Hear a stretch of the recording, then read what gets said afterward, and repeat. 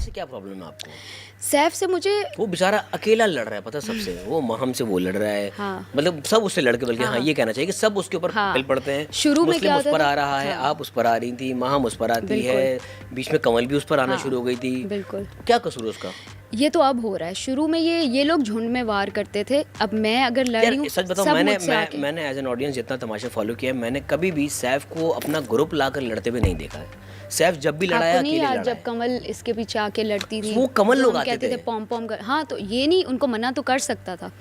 तो पूरा झुंड आके लड़ता था पहले, जब मेरे साथ शुरू में कमल का मसला हो रहा है तब भी सारे आ रहे हैं, किसी के साथ भी, और सारा नीलम के साथ हो रहा है, सैफ के साथ कोई मुँह मारी है तो कमल आ जाएगी। तो वो मुझे पता है कि वो टारगेटेड फीलिंग कैसी होती है, आई नो दैट। वो शुरू में मेरे साथ भी हो, मुझे किसी ने सिंपैथी नहीं दी, ना आवाम ने ना घर वालों ने।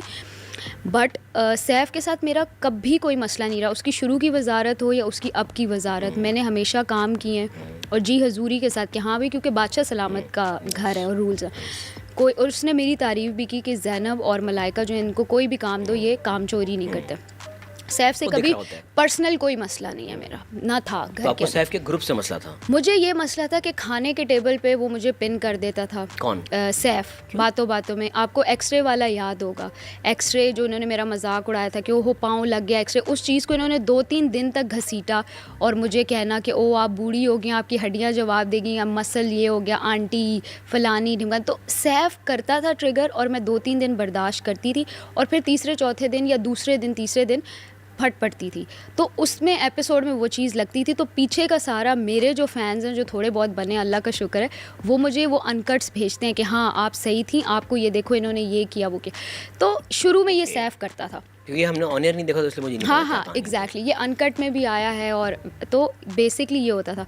उसके बाद फिर मैंने कमल को समझाया, मैंने कहा कमल आप उसके पीछे मत लड़ो, कुछ और तरह की वाइब आ जाएगी। ये मेरे वोट आउट से एक दिन पहले की स्टोरी है। कमल ने जाके सैफ को बता दिया कि ज़ैनब तो कह रही है कि अच्छा, उसने कोट क्या किया कि ज़ैनब कह रही है सैफ से दूर हो जाओ तुम बुरी दिखोगी। आई वाज लाइक मैंने ये तो कहा ही नहीं है, मैंने तो कहा कि उसकी लड़ाई उसको लड़ने दो, उसके पीछे आप आके लड़ोगी तो आप बुरी दिखोगी। क्रिंज लगता है ना कि ओ उनकी लड़ाई में एक लड़की पीछे से आके मुस्लिम को भी डांट रही है सबको। मैंने कहा आप के लिए मैंने तो सैफ ने मुझ पे चढ़ाई कर दी, पूरे ग्रुप ने, जिसमें फिर दानिया ने भी अपने थोड़े बहुत हिस्सा बांटा, उसमें माहम भी आ गई, उसमें ये सारा ग्रुप आ गया। और मज़े की बात कि उस वक्त मैं रो रही थी सारा उमर के कंधे पे सर रख के।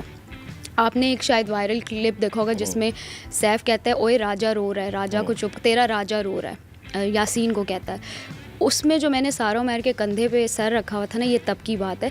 इनको पता था ये लड़की रो रही है, ये इमोशनल है। यासीन, उस वक्त आप इसी बुलिंग की वजह से रो रही नहीं थी? नहीं नहीं, ये उसके बाद। अब उनको पता है एक लड़की रो रही है, मैं अपने किसी पर्सनल चीज़ के ऊपर रो रही थी। रो किस वजह से रही थी आप? अब मुझे याद नहीं, शायद अम्मा अब्बा को याद करके रो रही थी या कुछ हो रहा था।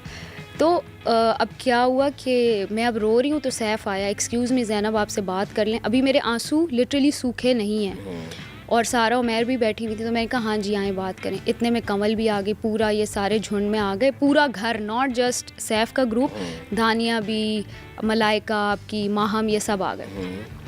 अब मैं एक सुनने वाली, सब आपने ये बोला, आपने ये बोला, आपने इसको ये क्यों बोला।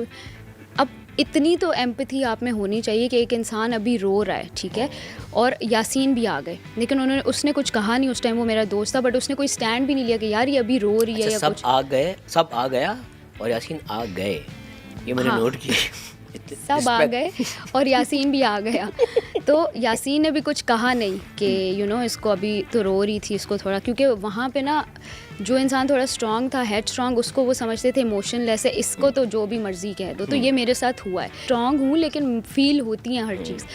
तो खैर उन्होंने मुझ पे धावा बोल दिया। अब मैं सारों के साथ बहसबाजी सारी चीज़ें कर रही हूँ कि भाई मैंने ये नहीं बोला, मैंने हल्फ उठा तक के बोल दिया सैफ को कि भाई आपका नाम नहीं लिया, मैंने उसको कहा कि आप बुरी दिखोगी।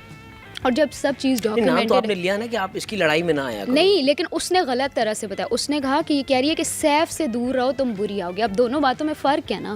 तो पूरा जुमला है कि लड़ाई में सैफ से दूर रहो, लड़ाई में पीछे आके लड़ो नहीं किसी की लड़ाई में, ये बात बोली। सैफ का नाम ही नहीं लिया था मैंने उसमें। कहा हाँ, मतलब सैफ के पीछे आप जो आती हो तो आप बुरी न, मैंने ये नहीं कहा उससे दूर हो जाओ। मैं दूर की क्यों बात है, अब दोस्त हैं तो मेरे कहने से तो वो दूर नहीं होगी। उसने उसको गलत, और सैफ ने भी गलत समझा। अब मैं सैफ को हल्फिया कह रही हूँ कि सैफ ऐसी कोई बात नहीं हुई, इस तरह का कुछ नहीं है। फिर रिदा आ गई। हाँ, इसने मुझे भी एक बार बोला था कि ये, और रिदा को मैंने क्या बोला था, रिदा बड़ी कॉन्शियस थी कि बाहर इमेज कैसी जाए, बाहर ये ना हो कि हमारा कोई लव एंगल आ जाए। किसका लव एंगल? रिदा और सैफ का। तो रिदा को मैं नहीं, उसको ये था, मतलब डर था। तो मैंने उसको कहा कि अगर आपको ये डर लगता है तो आप थोड़ा सा अपना ये जो फ्लर्टिंग और ये बालों में हाथ, ये वो, इन चीज़ों पे अगर आप चाहते हो कि ये चीज़ें बाहर ना जाएं, और ये सब चीज़ें डॉक्यूमेंटेड हैं, कुछ भी मैं बालों इधर में हाथ मतलब? क्योंकि सैफ इनके बालों में हाथ फेरना और ये वाली चीज़ें हो रही होती थी ना, फ्लर्ट हो रहा होता था रिदा कमल इनके साथ।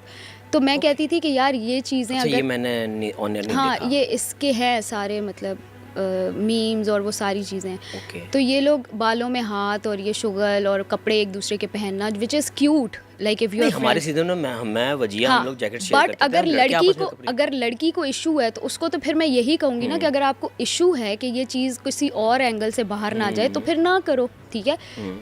मैंने तो मुस्लिम की भी जैकेट पहनी, आई डोंट केयर, मतलब कपड़े तो शेयर कर सकते, इसमें तो कौन सा मुझे फ्लर्ट आ उस गया? चीज़ का वो नहीं था ना, उनको कॉन्शियसनेस थी ना कि यार हम नहीं, हमारी फैमिलीज एंड ऑल। तो मुझे ये था कि नहीं, अगर उसमें तो मेरे ख्याल से सैफ खुद भी, क्योंकि एक मैरिड इंसान है और वो रिस्पॉन्सिबल इंसान हाँ, है, वो हाँ, ये हाँ। ऐसी हरकत तो कभी भी नहीं करेगा कि वो, क्योंकि उसकी नहीं, उसने कोई पीछे गलत family- हरकत नहीं की। बालों में इस तरह करना और ये, मतलब इवन वो सारा नीलम को बहन कहता था तो उसके अच्छी भी बात है। सर पे हाथ और हाँ, वो वो इस तो तरह के वो तो कपड़े शफ़क़त अपने होती है ठीक यार, कर, वो तो तो ये शफ़क़त तो होती प्यारी है। चीज़ें हैं ना। मैं सिर्फ कह रही हूँ कि लड़की कॉन्शियस थी Okay. कि कुछ गलत ना आए। तो अगर रिदा कॉन्शियस थी तो रिदा को सैफ को कहना चाहिए था कि यार इस तरह ना करो। तो मैंने उसको ये बोला, मैंने कहा कि आप उसको मना करें अगर आपको लगता है। अब ये बात हो गई, रिदा वो कोई महीना पहले की या 20 दिन पहले की बात थी, तो रिदा उसको ले आई। हाँ, इसने एक बार मुझे भी तुम्हारे खिलाफ बोला था। अब ये इन्होंने बात कर दी और मैं इनकी शक्लें देख रही हूँ कि भाई ये आप कौन सी बात को किधर जोड़ी हैं।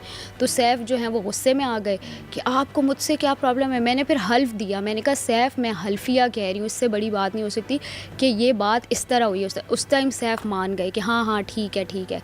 और अगले दिन वोट आउट में सब ने मेरे नाम ले दिए। दैट मीन्स नहीं माने ना, फिर उस हल्फ का भी कोई फ़ायदा नहीं हुआ। मुझे इन्होंने तो फिर इन्होंने वोट आउट करके बोला कि वो आपको वोट आउट इसलिए किया था कि उससे एक दिन पहले इतना बड़ा फसाद हुआ था, जो कि फसाद इनकी तरफ से था। मैं सिर्फ जवाब देने के लिए बैठी थी और वो भी रो के बैठी थी। तो ये हुआ।